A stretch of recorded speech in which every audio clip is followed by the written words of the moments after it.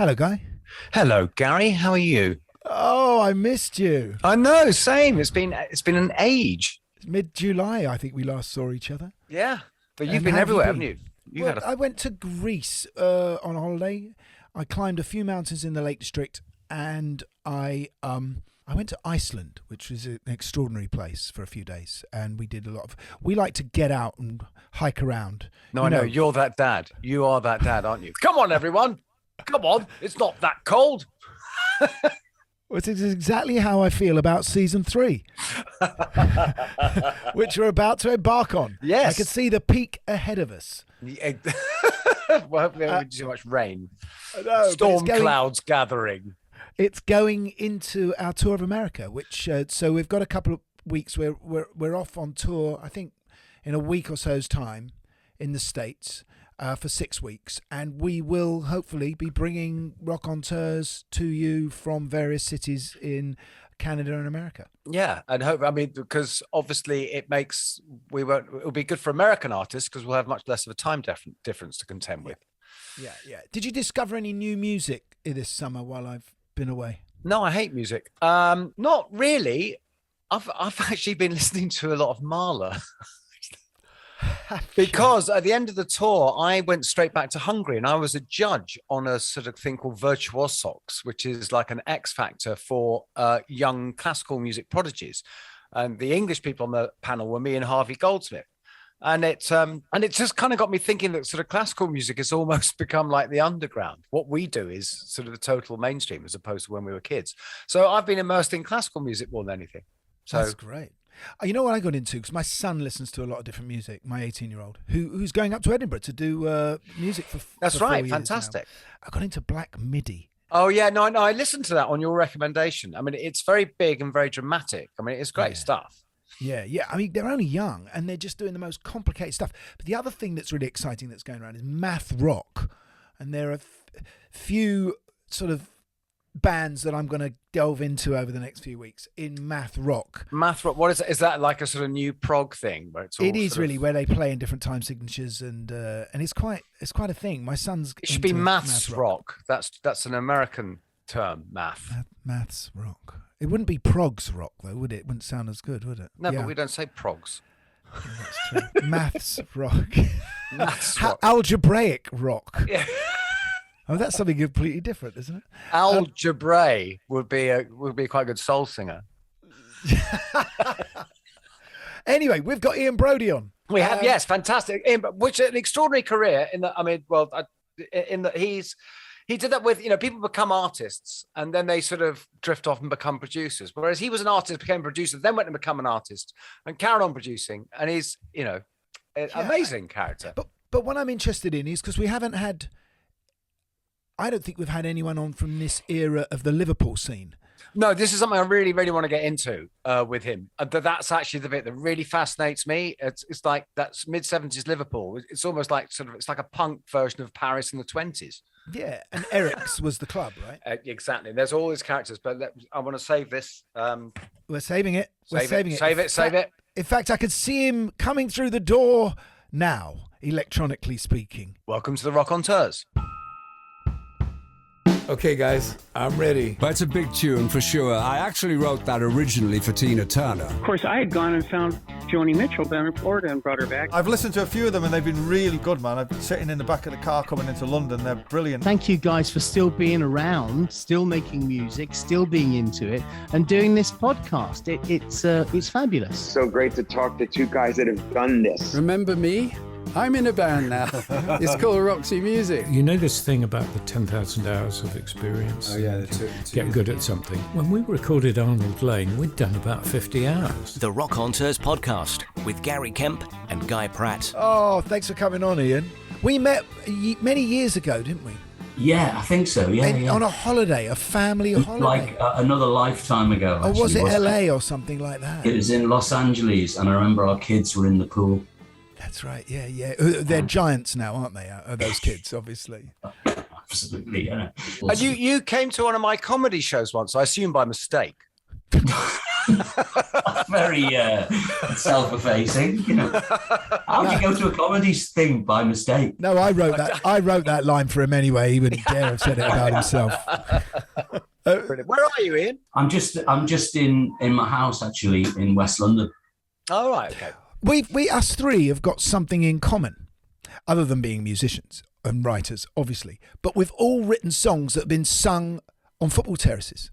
Oh, yes. I had a very, very exciting summer because I'm an Arsenal fan.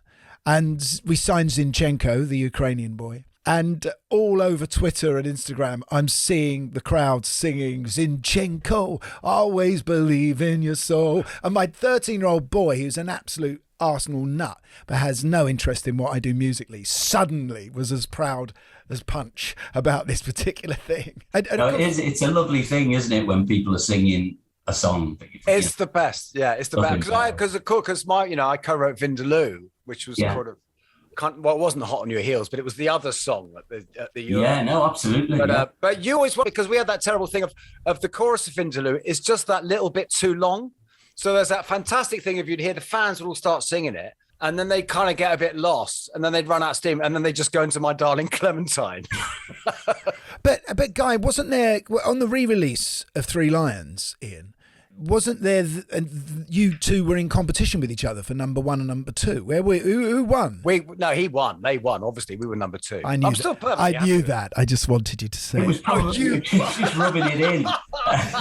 I think it was it was a moment, actually, wasn't it? There was just this moment at that time where there was all these football records that were there'd been, decades of ones that were awful. And then all of a sudden there was the Black Grape one, your one, right, and it was like quite cool, really, because there were all these quite good ones. Because I remember in 1971, when Arsenal were about to win the double, and Good Old Arsenal came out on the Pie label, and we lived in a council flat within a house. We had a floor of this house, and we decorated the whole place. Our cousin who lived upstairs said, "Yeah, let's do it." We had banners everywhere. My brother and I put our speaker from the record player on the window ledge and played Good Old Arsenal endlessly. And of course, Nice One, Cyril. Yeah, the first football record I had, which is probably doesn't count in the same way. Like when I was little and Liverpool won the FA Cup for the first time, and I couldn't go, and my dad took my elder brother, and I was devastated, but we won, and he bought me an album called E.I. Adio. And it was, on one side, it was the commentary of the whole game. And the other side was just like football crowds singing songs. It was, so I actually used to listen to the commentary over and again. And was it like one of those Top of the Pops records where they'd actually had someone go into the studio and recreate the commentary? No, I think it was the actual... Trevor Horn did it. Commentary. You've ruined my memory now. It probably was. But listen, I'm interested in this little bit of social history, because was the first... Because when you watch old footage of crowds from the 50s, they just rattle rattles. They don't sing. But then there is this footage of the cop singing, I think, She Loves You, or a Beatles song. And was that the first time anyone had ever sang on a football terrace?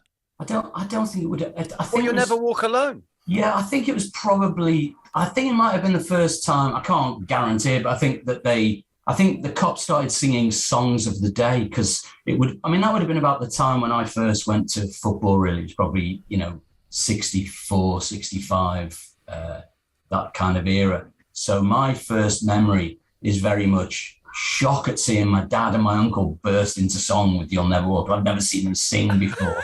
and I was like, whoa, and then the cop singing all the songs they sung. So it was a midweek game. Bright, it was Liverpool Leeds, bright floodlights, white, green of the pitch, red, and all these people singing.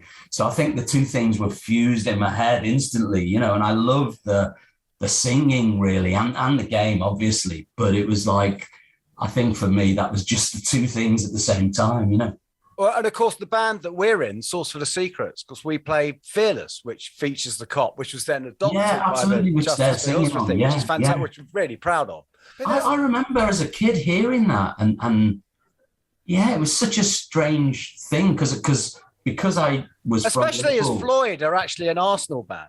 Yeah, and I always remember hearing it and not thinking much of it because I was so used to it. And then later on thinking, yeah, why is that on that record? Well, I think it's very Floydian, isn't it? Because it's in a different key and there's the dissonance that they like. Roger probably enjoyed the dissonance, didn't he? Yeah, maybe there's an irony in there. But you know, I mean, what you described was fantastic because there wasn't. None of us went to church. Well, certainly I didn't. I don't know whether you came from that side of Liverpool, but it was the only place you'd see your dad being emotional, but also it must have touched you musically. Is there a connection between how you want to write songs and what you did, and listening to those songs on the football terrace?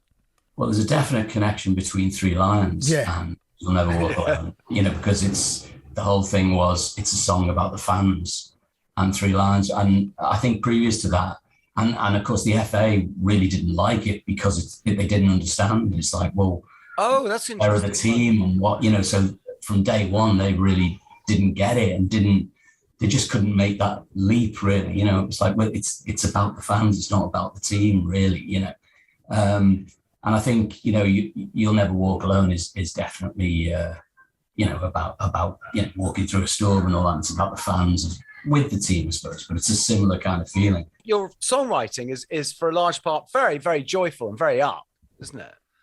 I try to be really positive so that nobody can see how negative I am, probably. Do you know what I mean? It's like you kind of, at first you're sort of hiding stuff, aren't you? You know what I mean? When you first start songwriting. But then I felt like it's quite easy for me to write more, in a less positive fashion.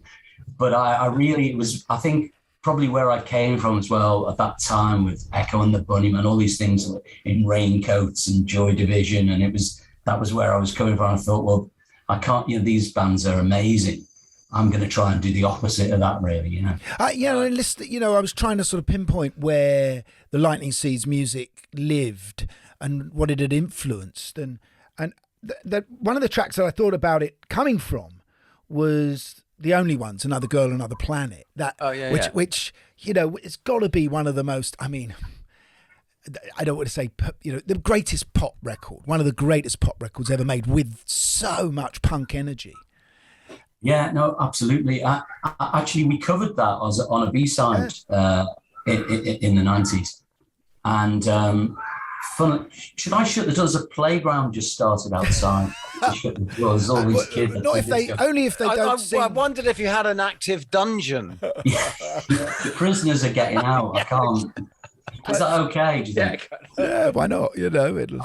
I'll shut the door. He's going to shut the door. He's shut the door.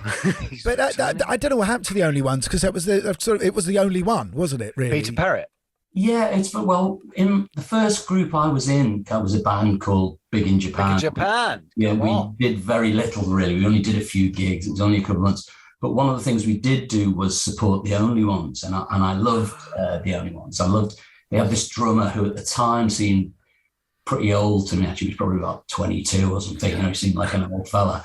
And he'd been in this band called Spooky Tooth. Oh, wow, He'd seen album sleeves of, and he was like proper drummer, And you did Spooky Tooth as a drum fill there. I think because he made a big impression on me, that drummer, to be honest. I don't know why. I always used to watch the drummers, when I was watching bands, because they seemed to drive the whole thing live and the beats. But and they had a fabulous guitar player. And actually it was funny, and he was great with me, actually. And we supported him in Birkenhead or somewhere. And he was very, complimentary about my kids, and sort of said to me, you should go to London, you should go to that London down there, and and all this, and kind of connected me up with a couple of people and stuff. So they kind of had a big impression on me, The Only Ones. And then I think the bands that have been influenced by you, the track that pops into my head, which came up quite a few years later after Jollification, is the New Radicals. You can't get what you give, which is... Yeah, he was a great songwriter, that guy. Brilliant. Todd Rundgren chords. Yeah. Well, I used to love, a couple of Todd Rundgren's song. Yeah. Saw the Light being the main. But I wonder, because let's go back to, because Gary and I were talking about this before you came on, it was that whole Liverpool scene you're in the beginning, which is, it was like when punk happened, it was like there'd been this whole world just waiting to coalesce. And kind of, this incredible scene, the amount of people who came out, everyone, from your Roger Eagles and your Bill Drummonds and you and and then Pete Wiley, Julian Cope. And it was like a sort of punk Paris in the 20s. But Deaf School was also from up there, wasn't it? Langer and, Yeah, just slightly earlier. I think Deaf School was just slightly pre-punk. And then, there was all us kids who used to, I suppose, I always feel like, a lot of misfits seem to gather in Matthew Street. And Matthew Street, yeah, of course. Matthew Street was where the Cavern was. But that seemed, another, even though by today's standards, probably only 7 or 8 years previous or 10 years previous, but it felt a long time before. And it was a rundown area of the city.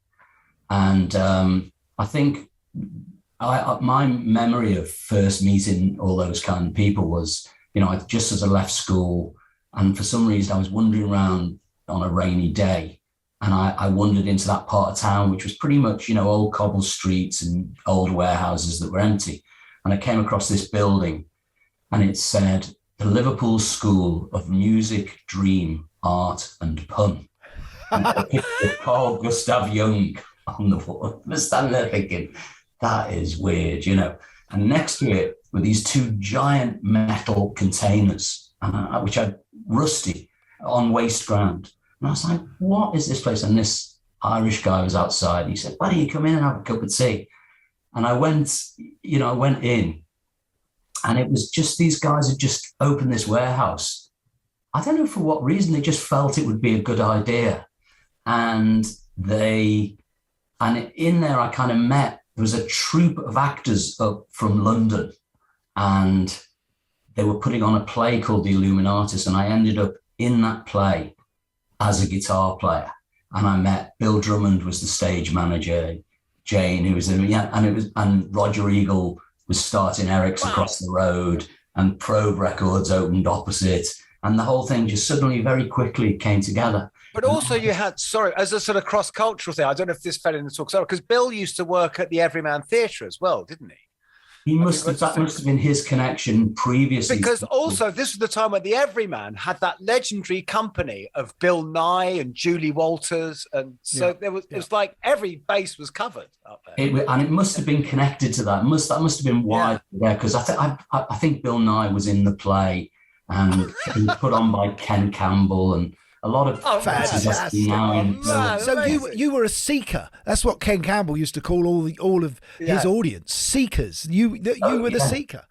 I was definitely seeking something, and it was like a new world to me that I stepped into, and what was great was then on I remember saying to this guy Charlie, one of the guys then, I said, what are those big metal things on the waste ground? And he said, they got this stuff out, and he opened them. And they were fridges with ice sculptures in. And it was like this mad little 20 yards of Liverpool in this most unlikely place that was just like, wow, full of oddballs, really. And I loved it, and I think that was the start of my career in a way. So, but every name we mention here is, you can Google it and you'll find out what greats they went on to. I mean, Bill Drummond was, KLF gave him, burned to £1 million, didn't he, as an art piece? Allegedly. Jimmy, my mate, and they and famously wrote a manual on how to have a #1 record. Yeah, which someone did, didn't there? Someone actually did it. I think they did it. I think they documented making the record. Yeah, no, but someone actually just got the book and did it again, and did it, just by following the book. But you were in a band. I must get that book. But you were initially, because Bill Drummond went on to manage Echo and the Bunnymen, but you were in a band with Julian Cope, Bill originally, weren't you? You were. I mean, the Big in Japan band had Holly Johnson in, and Holly Johnson, didn't he play bass or play guitar? Bass. Yeah, Holly was the bass player. Because Big in Japan had a kind of art school feel about them, and art music feel about them. There was elements of sort of electronica coming in, and Roxy, and I mean, obviously OMD and Andy McCluskey were around at the time as well. So there must have been that scene going on in Liverpool. Yeah, I remember there was in a typical Liverpool story, which I think it's okay to tell. I remember the first electronic band, just previous, but friends of theirs, I think, was a band of OMD. It was a band called Dalek, I Love You. And I remember saying to the guy, I remember going to see them at Eric's on a Thursday night when no one was there. And I said to him, what made you pick up synthesizers rather than guitars? And he said, a mate of ours said he'd found this, I think he'd found someone had basically stolen stuff from a music shop, and he bought it unseen, and when it arrived, it wasn't guitars, it was synthesizers. That was the start of the scene. And thus the 80s were born. But what was Eric's like? Because it's an infamous place now. It was the CBGBs of the UK, really, wasn't it? Yeah, I think basically it was. Roger Eagle was a great guy, and he'd been. He was like a Guy Stevens character. Yeah, he was a Northern Soul DJ in Manchester, in quite a famous Northern Soul club called the Twisted Wheel. And he had a fabulous record collection. And he'd somehow ended up in Liverpool, in this club, and decided he was going to be based there. And he was just he was a real music fan, I remember he used to go into his office and there would just be thousands and thousands of records. And at the time, it's a really treasured memory for me, because I was just some kid who was kind of knocking about that street, and it was his treasured record collection. And he used to let me go in, and I'd go in every week, and he'd give me 3 records he felt everyone should know that nobody did. And he'd give me 3 albums, and I'd return the 3 he'd given me, and I'd have them at home for a week, and then I could come back in and swap them. So and I really did discover a lot of music that way, and he would tell me which ones to listen to. And it might be, an old Benny King album, or it might be, it could be anything. Fantastic. And it really widened my, my musical kind of landscape. But at the same time, he was putting on all these punk bands and very into that whole Vital Energy and young bands. I remember when he died, Bill Drummond wrote a classic Bill type piece, like a eulogy piece, but talking about what should be done. And he talked about Roger's record collection. He was saying it is this great national monument. What should be done with it? Obviously, being Bill, he said it should be encased in concrete and turned into a sort of obelisk. At least he didn't want to burn it, Yeah. There was this famous group as well called the Crucial Three, which was Julian Cope and Pete Wiley and Ian McCulloch. Did you ever go showing the shyness and self-effacing reticence that they would go on to be known for? But did you ever see that band? I don't think they ever played, to be honest, even though you might say they did. I think, there was many a discussion, there were a lot of bands. Yeah, manifestos, lots of manifestos. Yeah, and I think there were a lot of bands, and it seemed like, you just came up with a great name, and then you all go around for a month saying you were in that band. I think they did actually try and write a couple of songs somewhere, but I don't think they ever kind of particularly, I'm not sure they ever played. And after Big in Japan, you had Original Mirrors. I mean, with Steve Allen was from Deaf School, right? Yeah. Who I work with a lot. I went on to work with Perils of Plastic. And in fact, I want to think about Original Mirrors, because I used to go and see Original Mirrors a lot. Okay. Partly because I thought you were great, and also because Pete Townshend was an avowed great fan. I remember he used to wear an Original Mirrors t-shirt, and I used to go and see Original Mirrors in the hope that he'd be there. Yeah, it was quite an amazing thing for me, that, because I remember, obviously I'd sort of come to that London, basically on the advice of the guitar player from The Only Ones. And I was living in a kind of a squat in Kilburn, and I ended up in the band with Steve, who was probably the only person. Phil Spalding. I think that was... Absolutely, yeah. The great Phil Spalding. And it was, I think we played the Marquee, and all of a sudden this guy came in the dressing room, give me a big hug, you know, your guitar, you know, and I'm like, is this Pete Townshend? You know, what's going on? Is this Pete Townshend? You know, and then he used to just come to a lot of the gigs and was very supportive, and great, you know. And I was a little overwhelmed, you know, by that, to be honest, you know. Because do you know what? I've got to say one thing about original. Sorry, Gary. No. One thing about Original Mirrors is that I've been listening to. I found some great old clips on YouTube and stuff. Oh. And do you know what? There was one track I listened. I can't remember which one it's called, but it was like, oh my God, it's Duran Duran. You invented Duran Duran. It's literally, it's that exact sound, the rhythm section, everything. It's literally invented Duran Duran. I think it has elements of Simple Minds. It's where you two were going to go. It was really at the head of the curve, wasn't it? I think I seem to remember that I bought a Space Echo, basically. Do you know what I mean? And I don't think many people had them. And I Andy Summers did. That with the Echo, yeah. And basically, you know, so there was a lot of that going on, and it was a very powerful rhythm section. It was like, as you say, Phil, and a guy called Pete Townshend, who had been in a lot of 60s bands, was a bit older than us, but like an amazingly powerful drummer, you know. Older drummers seem to be a bit of a trademark with you. I always go like that, don't I, when I say drummer? You know, I don't know why I always have to do the thing. But just to carry on with the Pete Townshend thing while he's in our little story world, is you actually ended up doing, was it, I don't know, Tilt or one of your later Lightning Seeds albums down at Ilpie Island on his barge, didn't you? Was Pete around then? Did he suddenly go, you're the kid? Well, no, what happened was he'd asked me to produce an album, actually. And I was always, he asked me of his, yeah. Wow. And I was always, you know, reticent to do it because it's Pete Townshend. I was like, I can't tell Pete Townshend to change that bit, you know, or, you know, it's Pete Townshend, I'm telling him that, you know.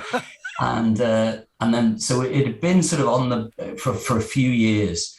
And then we decided that what we'd do would be, we had a kind of a meeting, and I love the, actually thinking back now, it's kind of a funny thing to say, but I love the Who before it becomes ultra manly. I like it after that as well, but I really love the 60s singles and just the whole vulnerable thing. Yeah. The footage of him in his demo place doing all the stuff. And I was like, you know, I love all that. I'd love to do something.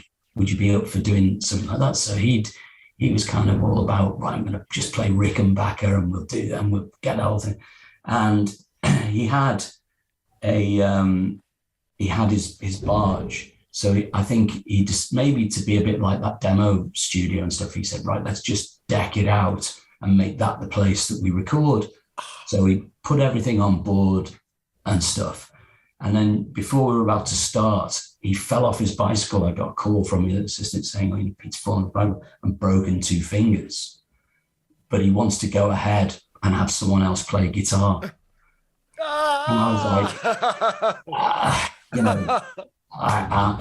like, we can't do that, really. We can't do a solo album with that idea of someone else playing guitar. So it kind of just ended up on the back burner or gone. And then, because I've been setting up the barge and everything, I remember saying, you know, I love this space, you know. And he said, well, why don't I lease it to you for 10 years? So it kind of became my studio for 10 years, which was lovely. So I had this lovely. Was that the big one, the big barge, the full? It was an ocean-going barge, yeah. Yeah, no, I worked there with Gary Moore. It's amazing. Yeah, they had to dismantle the engine in case someone got in and drove it. I think someone did get in and drive it off once. So is that still decked out with your spec? No, probably not, because that desk went. But it was, I mean, he'd sort of treated it. It was a great. Well, as you know, then it was a lovely place. The only drawback with it was that it was on the river, and I used to go down there to write late at night sometimes, and there was a gangplank going onto the river, and a spotlight would come on anytime anything moved, and this light would come on. And obviously, being by a river, there's lots of insects. So I started to go in there at night, and the light would come on, and the gangplank would literally be wall-to-wall giant spiders in webs. And I used to get this, and I used to, I just can't get on. So I used to get this stick, and we literally had 2,000 spiders, like thousands of spiders. So it became a bit of an issue to me that I couldn't get on the boat because it was bedecked with spiders, you know. And then we did doing a lot of acid at the time. And it was like I literally was like, God, you know, I'm writing my album, I can't get on board. Yeah, they're all soft from Liverpool, aren't they? We had to hire this guy. We didn't want to kill him or anything, so we hired this guy with a giant hose who came along the river and hosed the whole thing down. And all these people were watching in the day. Must have been 10,000 spiders came off the boat. You know, it was. Wow. I should have, you know, in those days I didn't have my phone, but if you'd filmed it, you wouldn't have believed it. You know. Oh yeah, TikTok heaven. I mean, we're still in. Let's get back to that world still, because then you had another band called Care. There's a bunch of these bands, the Wild Swans, that all seem to be pouring out of Liverpool. Were you disappointed? How were you going from like Big in Japan to Original Mirrors and then to Care? Was it a bit like your dad going, son, just give it up now? No, it was a strange situation because I was in the band with Bill and we started the label Zoo Records, and then Bill carried that on and signed Echo and the Bunnymen and Teardrop Explodes. And then the story is that, well, what happened was, so I was at a bus stop on a place called Smithtown Road in Liverpool, and the Bunnymen had just signed a record deal and stuff, and they were in their van. Les had bought a van, a rickety old van, and they went past the bus stop and stopped and said, Ian, you know, like, jump in, we'll give you a lift to Penny Lane, you know. So we were in there, and there was the tape on a cassette, and I was, you know, what's this? You know, this sounds good. And they're like, oh, it's us. We've just been to this place called Rockfield, but we're not happy with the recording. And me being me was like, well, that's because you're doing that right, and that should be there. And, you know, this, that, and the other, you know, and then didn't think much of it. And they dropped me off at where I lived, you know, and went on.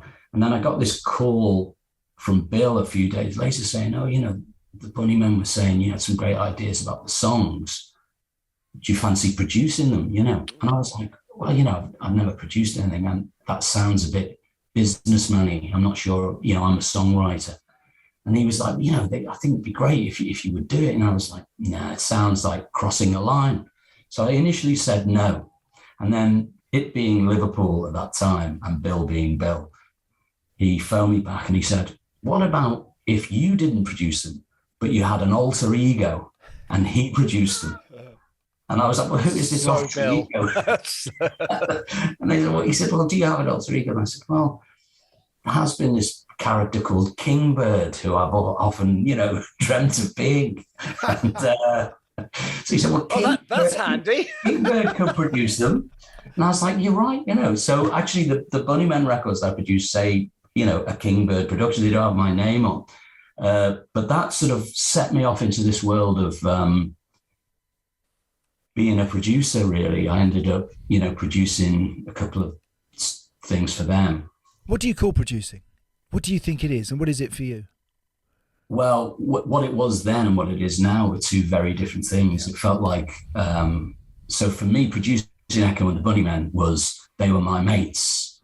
And I just joined the band for that period of time, played guitar, wrote, you know, did whatever you did if you were in a band. That's how I saw it. But I kind of knew about microphones and all that. So it was like we could record it, and sometimes I'd be in that room, and there was so that really wasn't production. That was kind of, you know, there was no barriers at all. It was. But is that something that just came to you? I mean, from when you first got your guitar, you first started writing, you just always had this big picture of kind of. Yeah, I think so. And I don't really know how I knew about recording a microphone. I don't really know how I remember, you know, yeah, I don't know. I just seemed to be able to do it quite instinctively. And but I was always very unwilling. It was always a little bit, I think it carried on that theme of me not wanting to be pulled into being a producer, really. I wanted to be a songwriter. But that kind of deflected me for about 10 years, probably, where I just was working with other people, but not writing my own songs. Just talking about the sound of that band. And then there was obviously, you know, Wah and with Pete Wiley and Teardrop Explodes. was a very different sound to anything else coming out of the UK. It seemed to have a kind of, I mean, it had more in common, I think, with American groups like Television and that sort of intellectual art punk and Talking Heads. But there was also this amazing euphoria, energy, and that didn't seem to be anywhere else. But the Echo and the Bunnymen, I think, did have a sort of darkness, a kind of Doors sound about them. Why was that so? Was that very Liverpool? What was going on? Was it Eric? Well, I know, speaking for myself personally, I was far more into the American in that era of punk. The bands I loved were the Ramones, Talking Heads, Television, Patti Smith. And I could really, to be honest, take or leave the Clash and the Sex. I liked them. I used to go and see them, but the things that really fascinated me were probably those New York Dolls and Iggy Pop. I loved all that, and Lou Reed, I suppose. I was a massive Velvet Underground fan as a kid. That was the band that I loved, was the Velvet Underground. So it led me into the whole New York thing. And I think I've got this theory that no one else agrees with, which I'm going to now say. But so in Liverpool at the time, there was a Woolworths on Allerton Road and maybe in town as well. And in this Woolworths, for some reason, they had this section called deletions of records, and all the records had the corners cut off them. And it was just certain records, and they were basically 60p, 70, or probably Why less did they than cut the 70, corners off? No, so that you knew that it wasn't a proper album or something, so it was old stock. It was like your passport, like your old passport. Yeah, when it's no longer valid, don't be fooled, these are to be thrown away maybe. Yeah. And so there was this specific load of records that were obviously left over from something. And it was basically Love, The Doors, Faust for some reason, a lot of krautrock kind of thing. And it was all these things, and you could buy them, for literally so much less than a normal album. And so, and Captain Beefheart as well. A lot of Captain Beefheart. So I think a lot of people at the time used to buy them, because when you're a kid, you just were looking for new music. There wasn't Spotify then or anything. So, you were kind of, I would have just listened to anything that I'd never heard before that had a good cover. You basically looked at the cover, thought, that's one for me, And so I remember buying Love and then really liking it and buying another. There were about 3 Love albums in there. And there was things from Track Records, which would be, one side would be The Who. And one those samplers. Yeah. And, stuff like that. So very eclectic stuff. So for me, that's why and Scott Walks, so those things were in that shop, and I used to buy them and listen to them over and over again. And I think maybe if that was like that for me, maybe that was a bit of a thing in Liverpool that... because what's extraordinary is you're talking about an incredibly cool niche record shop, but it's actually the deletion section of Woolworths. It's Woolworths. And funnily enough, I read a book, recently, called Howling at the Moon, and it was about a guy who ran... what's his name? CBS, Walter Yetnikoff. Yeah, and in it says that him and the guy from Elektra Records had this scam going where they would divert a load of records to a warehouse they owned and then flog them themselves with the corners cut off around the world outside the US. So it must have been... And I was like, wow, that's the records I used to buy in Woolworths, So somehow they ended up from there in Woolworths on Alton Road in Liverpool. One more question. And shaped a generation. One more question about Liverpool. Was there a sense of responsibility about being a musician in Liverpool that was greater, do you think, than anywhere else, given its history with the Beatles? It's one of those strange things where the Beatles had just been to a degree, because you're talking... Like now, not when you're young, because I was to you kids, it's kind of ancient history, isn't it? Well, when I was growing up and I was 7, the Beatles were Liverpool, and it was all happening, and I adored the Beatles. The first albums I got, and I always adored the Beatles. But it was almost like if you said that, you couldn't be in the group anymore. Do you know what I mean? It was like no, that's old Liverpool, and we're the next generation. But it's quite strange because So things like that we were listening to, like The Doors and Love, felt like they were 100 years before. But actually, they were probably 8 years before, because you're talking it's 1975, 1976, and they were probably around in 1968. So, but it felt like a whole, something that, no one had ever heard of, and you discovered this guy, this band called The Doors, who probably no one had ever heard of in the world other than you. Obviously, that wasn't the case because they were a massive band.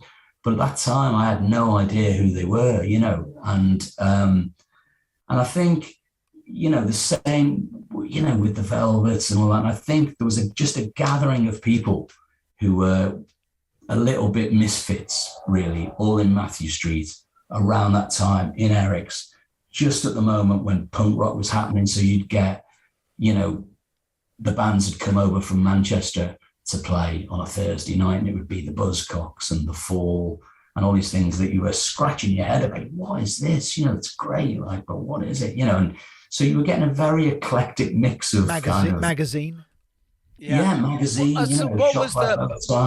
What was the thing between Liverpool and Manchester? Was it sort of competitive, or was it? I don't think it was. It didn't. I used to, produce records for Factory, and Tony Wilson to be in Liverpool, and there was Zoo and there was Factory. OMD, I think, did the record on Factory, not on Zoo, because Bill probably didn't understand what a synth was at that time or something. What,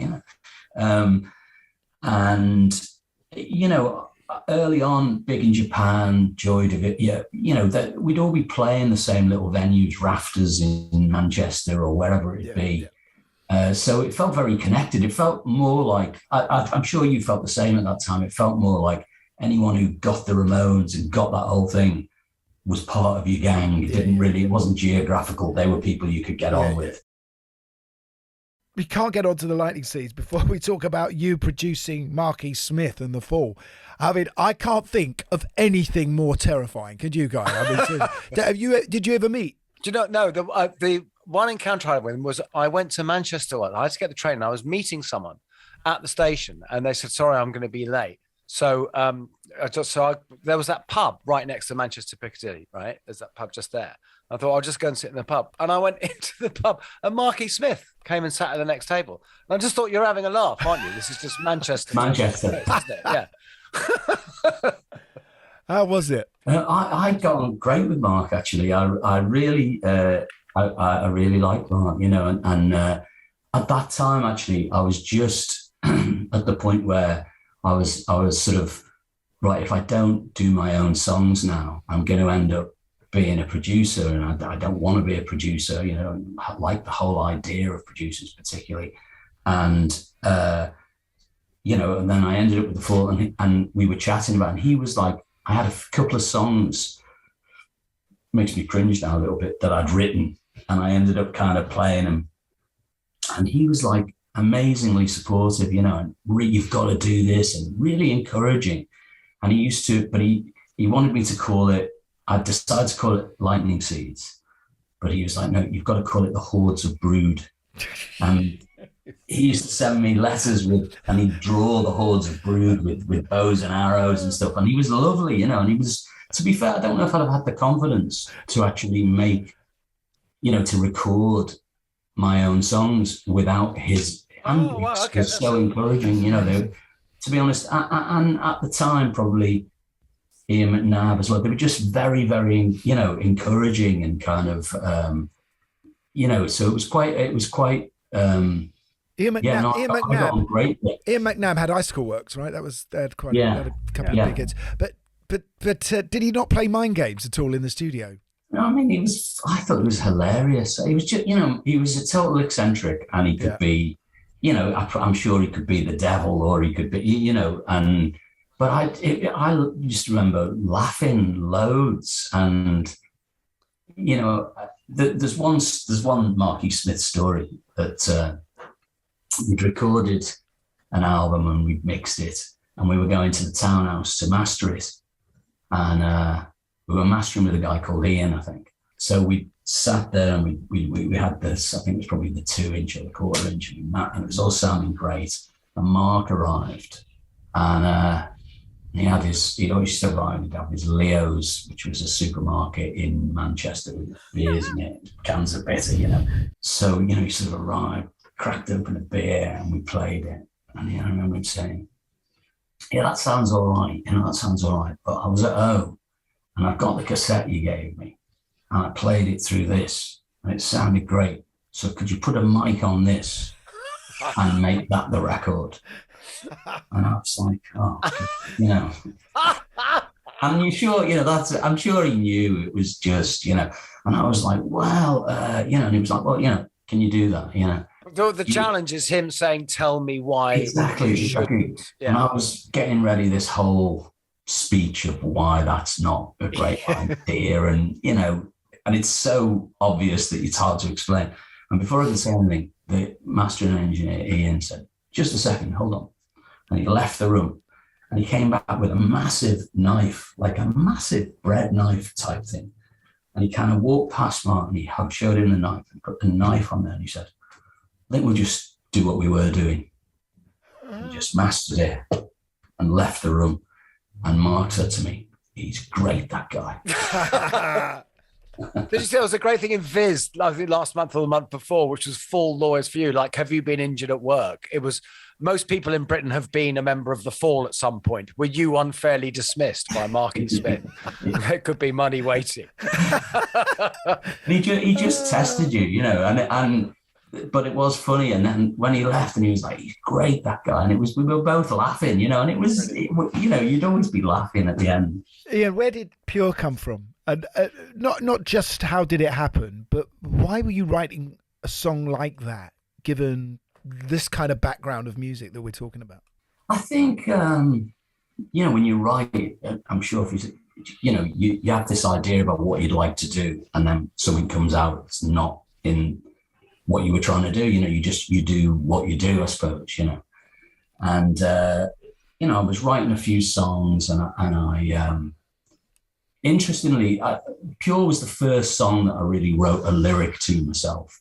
And I'd written it, and I felt when I went to record it, I was recording it, and I thought, I've blown it, you know, because you usually see a lyric sheet written up, and this had tons and tons of words. It was like lion smiling in the dark, and I was like, oh, this is not how a song should look.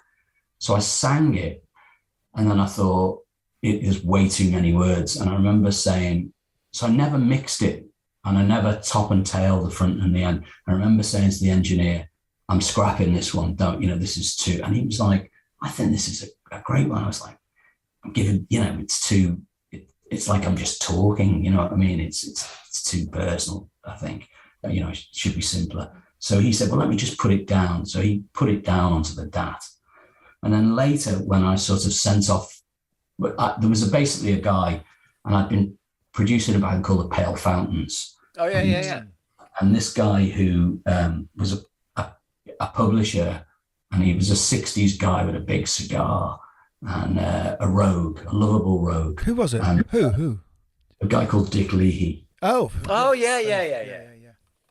And he'd said to me, if you've ever got any, you know, he'd said to me, you're obviously, you know, like, good, you're making this band sound a lot better than they would. You know, if you've ever got a song yourself, you know, send me your songs, you know. So I sent this DAT or a cassette of, I copied it and I sent it to him.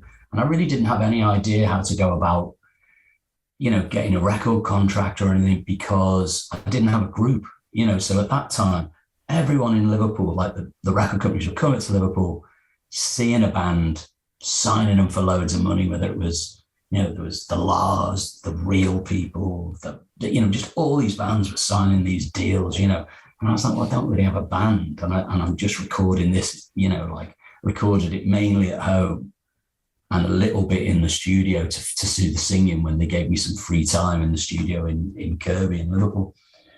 So, you know, I didn't really know what to do it. So I sent in these songs, and that was on the front of it, but I hadn't realized.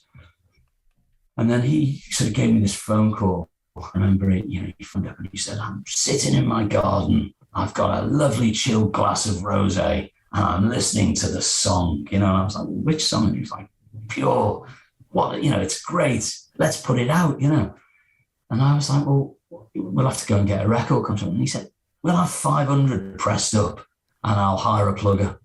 So I was like, okay, so that's what he did really. So, and I was like, well, that's not really, I haven't really finished that one. And he was like, no, it's perfect, And I was like, well, it's got all this bit where I'm getting in time at the beginning, going bum, bum, to get in time for when it starts. And he's like, no, that's part of the charm, Yeah. So, and he was dead right, really. So he had 500 pressed up and we put it with rough trade shop, put them out a bit. And it kind of just hung around for months and months, and it phoned me up every few weeks to say, it's number 167 in the charts. And then it's gone up to 152. And was it getting radio play? 180. Was getting, well, it wasn't really. And then John Peel played it. And then we'd hear like a bloke in Stoke was playing it all the time, and someone on a local radio on the evening. And it just gradually started to kind of percolate. It was out for ages. And then it just, I think it was Steve Wright who was in the afternoon show. And apparently, I don't know, the plugger had got him to play it, which was, kind of weird. Who was the plugger? Do you remember? Yeah, I was going to say. I called Scott Peering. Scott He was a legend. He was a legend. Yeah. He was a great guy. Yeah. And he and Steve Wright played it, and they'd said to me, he's gonna play your record on the radio, and all that, so I was listening, and I got halfway through and he took it off. And I thought, oh no, he thinks it's not up to standard, and he said, I'm just saying, who is this? I'm going to play it again from the beginning. This is great. And he played it, and then I'm going to play it again. He played it again, which was kind of unheard of.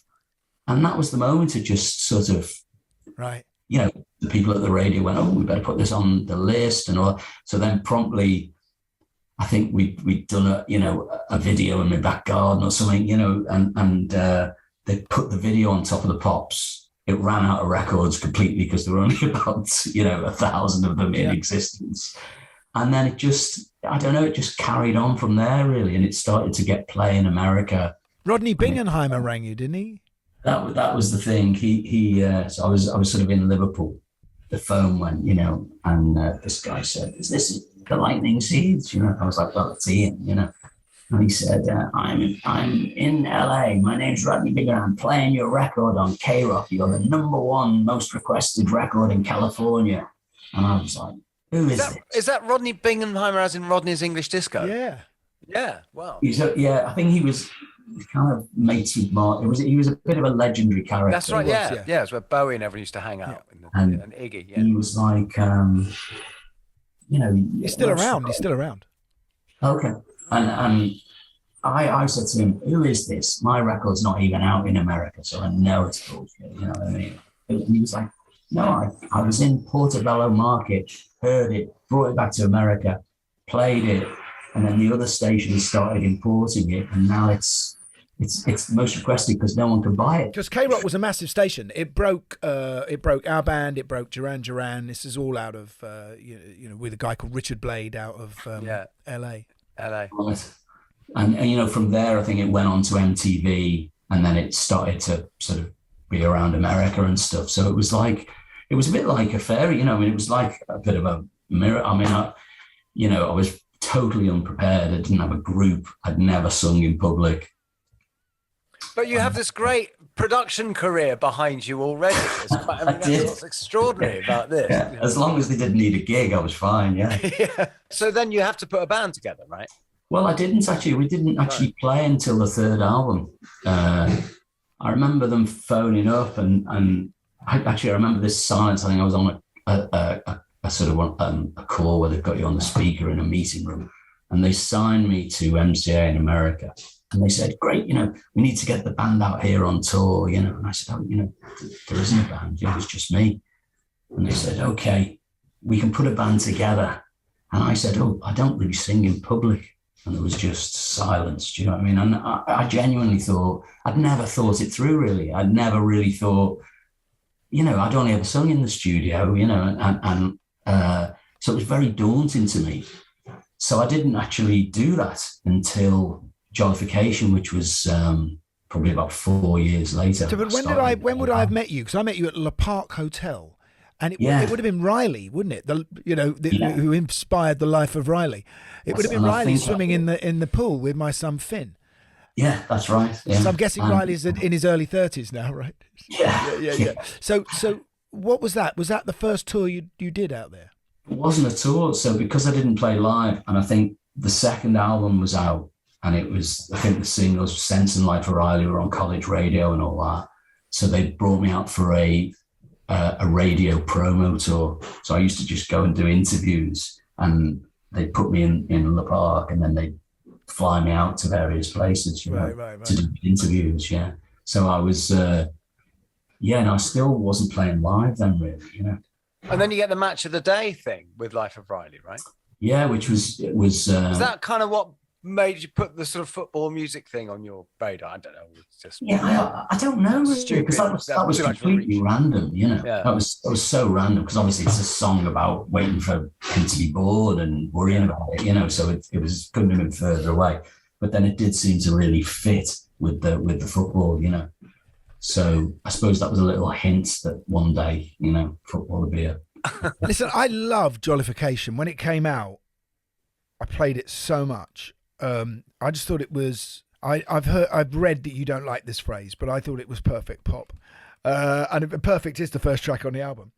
I think Lucky You is still one of the greatest pop records of all time. I mean, seriously, for you, that is proper great. Seriously, and what I didn't realise at the time is that you co-wrote that with Terry Hall from the Specials. Yeah, absolutely. How did that come about? Well, I suppose we were. Had you stayed in touch the whole time since? No, not really. I remember meeting him then, and then I kind of bumped into him. I think he was a fan of the Bunnymen, and we were at a festival that Peter Gabriel had called WOMAD, and the Bunnymen were playing with the Burundi drummers. And I remember I was standing on the side of the stage with Terry, and we were chatting. And then I think Pete, who was the drummer in the Bunnymen, De Freitas. Pete De Freitas. He played on a Colourfield album. So Terry was in Liverpool, and we all used to have a football game that we played in Sefton Park. And I remember Terry coming to the football game and us playing football. And I think that was the start of our friendship. And then he sort of said, would you fancy producing a couple of tracks? And kind of went from there. And then, I remember we decided we'd try and write a song. I was going to do the second album. And we wrote a song called Sense. And I think he thought he was writing it so he could record it. And I thought I was writing it so I could record it. We never really discussed it. How did you write together? Did you say, I've got these chords, and he comes up with the top line and the melody or the lyrics? Yeah, something like that, really. Yeah, I had a Porter studio, and he came up to Liverpool, and we hung out, and then he took a little Porter studio version of it home with humming and stuff. And then he put, some words to it. And then I was recording the album in the front. I wasn't recording in the studio then still. I was just recording at home. So I had a sort of, I was recording in my brother's. My brother had a house, and I had all my stuff in his front room because he wasn't using that room. So then Terry came to that room, and we, went through the lyrics and sung it that day. And that was the record kind of thing. It wasn't. Did you feel on this album, making Jollification, did you feel this is it? This is what the Lightning Seeds I've been aiming for all this time. Because it was an incredible record. It was a funny situation. So I got dropped by MCA. Rough Trade had gone bankrupt, so I didn't really have a record contract, but I'd moved my stuff out the house and had a studio in the centre of Liverpool, and I was kind of becoming a producer.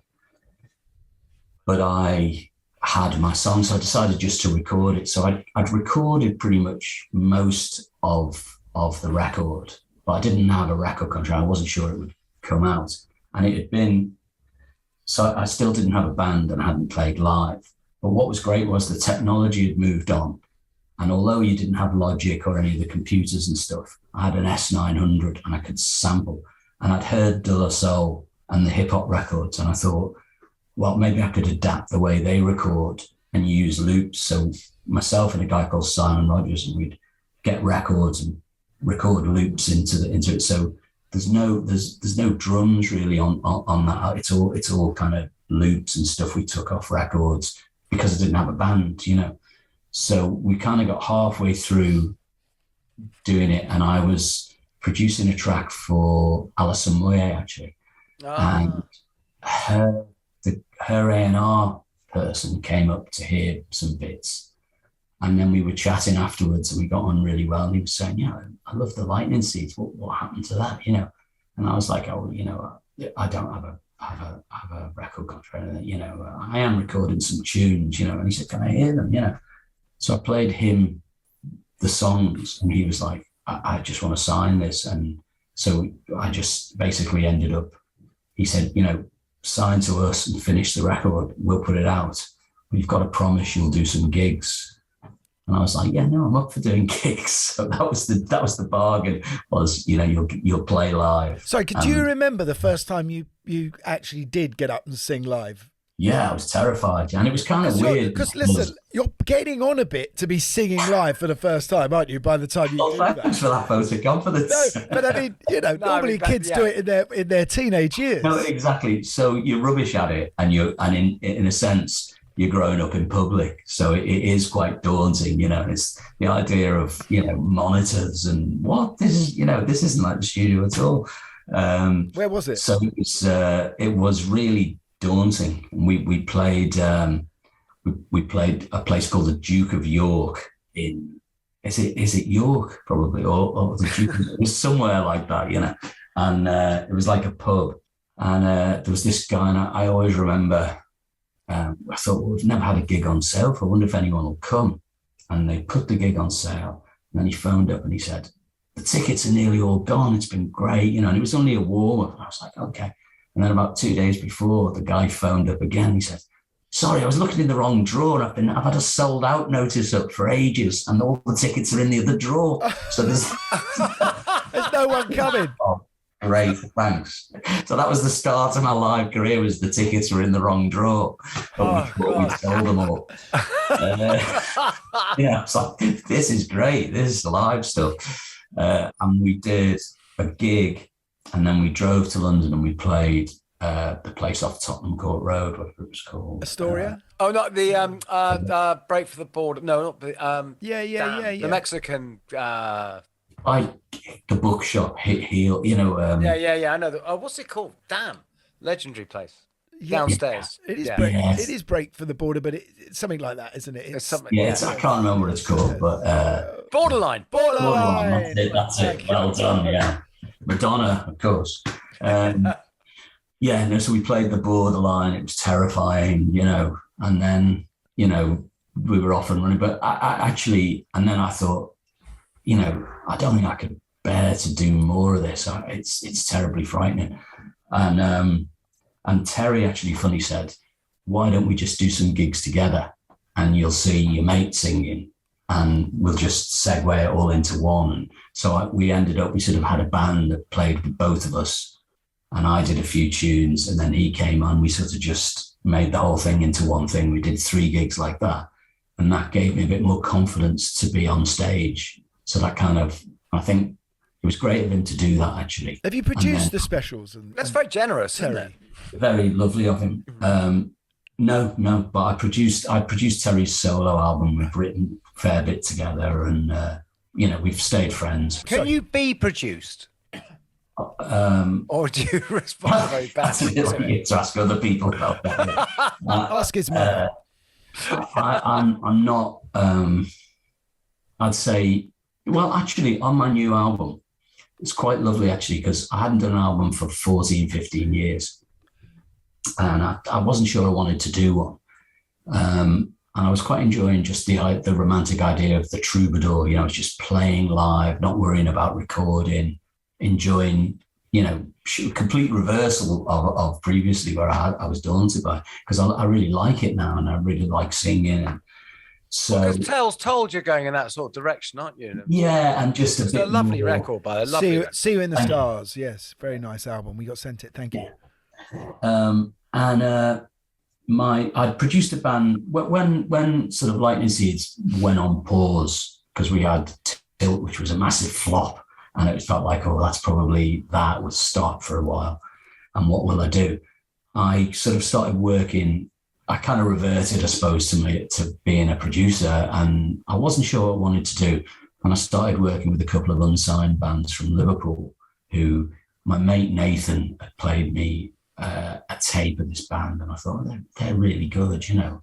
So I kind of got in touch, and one of those bands was called The Coral, and then I later produced their first 3 albums or whatever. And then they've grown up now, and James is a producer. And James was like, you know, you need to do a record. Just come up to Liverpool.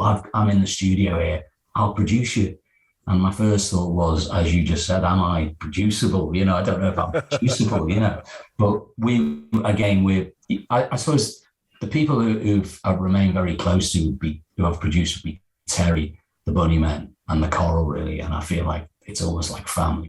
So I went up and James produced a track. You know, we just spent 2 days, and it's a track called It's Great to Be Alive, which I'd sort of written, but I wasn't sure, you know, when it's an abstract idea that you might do some more recording, you know, you're like, but then once you make a track and you think, well, I like this, you know, I'd like someone to hear this, and you start getting a couple more, then it starts to become a reality, and you think, I've got these songs that I actually like, and I'd like to release something, and then everything grows from there. And you wrote another track with Terry, didn't you? Yeah, so then I wrote a track called Emily Smiles with Terry, and so it was kind of my friends got me back up to speed in a way, you know, which is great. And Riley is my manager and plays guitar with me now. Amazing. So it's become a friend and family affair. But you know what's incredible about you is that you listen to all of your records. Your voice has never changed. You know, you're still. Yeah, we're all secretly now. I think all 3 of us are secretly in our 60s now. But you listen to your voice, and you're still that young kid who sang pure. I can't hear any difference. You've got a vitality and a youthfulness that still comes across on the record. Thanks. I maybe that comes from not, you know, I'm not a singer. I sing, you know, I think there's people who are singers, and when they're growing up, they imagine themselves as, you know, David Bowie, you know, and I think I imagine myself as Mick Ronson. Always. I never imagined myself as Dave. I was always sideman. Yeah. And then I've ended up singing. So I think maybe it's something to do with that. You know, it's like you're always making up for that. So you're always I always feel like, you know, you have to have a great melody if you're not a great singer. But if you've got a great melody, you can't go far wrong. And then that takes you back into trying to be completely positive without being banal. And I think it's quite difficult to make positive up records without being banal. And I don't have a problem with perfect pop. I just think I would hate perfection, and my records are all happy accidents, but I am a bit obsessive, and I definitely think the pursuit of excellence is something I would be guilty of. I was watching Jay-Z. So like you're pitching to produce our album. Yes, absolutely. I was watching Jay-Z last night being interviewed, and Jay-Z said, you know, I think to be a proper successful star, you have to have 3 decades of successful music, and you qualify because you know, the 80s you're producing hit records, you know, the 90s you're making hit records, then you're back in production. I mean, we're passing over the Corals and the Zootons, but I mean, both of them platinum records. But you're back now doing what you want to do on your own. Are you going to go and play live? Yeah, 100%. Yeah, I've continued playing live, and I've got a lovely band around me. It's taken all this time. I've got a lovely band around me.